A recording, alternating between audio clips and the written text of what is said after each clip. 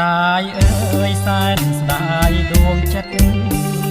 គេគ្មានអាណិតដល់ចិត្តដែលស្មោះស្ដាយអើយសែនស្ដាយដួងចិត្តគេគ្មានអាណិតដល់ចិត្តដែលស្មោះរឿងដើមគេបំភ្លេចអស់ភ្លេចអស់ស្រីលែងនឹក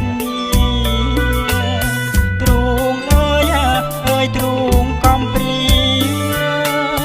ទ្រូងអើយអើយទ្រូងកំព្រាទ្រូងអើយច្បាស់ជាវេទនារាល់ថ្ងៃឃ្លាតអើយអើយឃ្លាតទាំងស្រស់គ្មាននឹកស្រណោះអាឡោះអាឡៃឃ្លាតអើយអើយឃ្លាតទាំងស្រស់គ្មាននឹក